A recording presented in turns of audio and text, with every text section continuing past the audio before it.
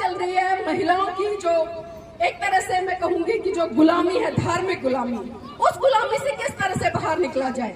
क्योंकि कहीं ना कहीं हम जाने अनजाने में बहुत सारी ऐसी चीजों को आज ढो रहे हैं जिनसे हमारा भला नहीं होता। साल में कम से कम 10-12 त्योहार ऐसे आते हैं जो हमारे अपने नहीं है, लेकिन उसके बावजूद भी हम उन त्योहारों को मनाने का बड़े स्तर पर काम करते हैं ना। और अगर एस्टिमेट लगाएं, एक त्योहार पे आप कम से कम बता रही हूं मैं 4-5 हजार रुपए में आग लगा देते हो।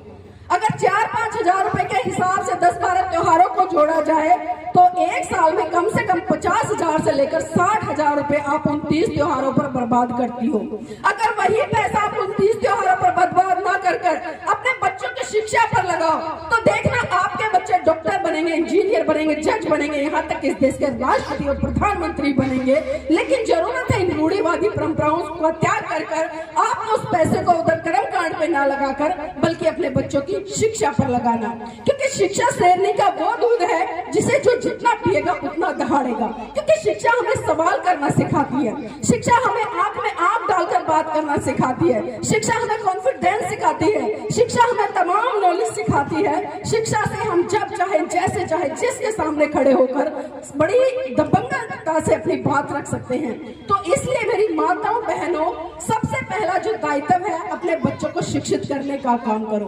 क्योंकि बाबा साहब ने शिक्षा पर बहुत ज्यादा जोर दिया और जब जब आपके बच्चे शिक्षित होंगे, जब जब आपके बच्चे आगे बढ़ेंगे, आपका और परिवार का नाम तो होगा ही होगा, साथ में आपके गांव का नाम होगा, आपके जिले का नाम होगा, आपके राज्य का नाम होगा और इस पूरे भारत देश का भी नाम होगा अगर वो बहुत बड़े स्तर पर आगे निकल जाते हैं। तो इसलिए अपने बच्चों को शिक्षित करने का काम कीजिए, जितना हो सकता है उन्हें पढ़ाएं लिखाएं और आगे बढ़ाएं।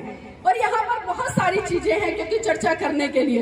अब एक बात और बताइए मुझे, क्योंकि खासकर महिलाओं को ही मैं टारगेट कर रही हूँ और इनके माध्यम से पुरुषों को भी कर रही हूँ। क्योंकि अभी जिस तरह से भाई जी ने कहा कि घर की जो महिलाएं वो नहीं मानती हैं, जो लोग ऐसा कहते हैं बिल्कुल झूठ बोलते हैं, बिल्कुल झूठ बोलते हैं जो ये कहते हैं कि हमारे घर की महिलाएं नहीं मानती।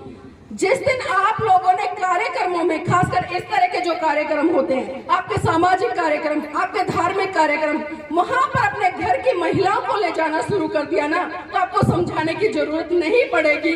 वो खुद सुन सुनकर इतनी समझदार हो जाएंगी।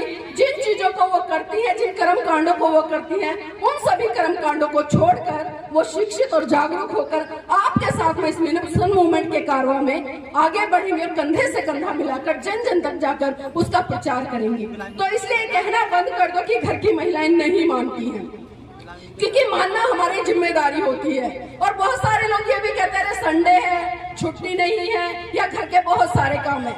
जब कहीं शादी विवाह होता है तब भी तो आप पूरा परिवार जाता है ना, जाता है ना। क्यों जाते हैं?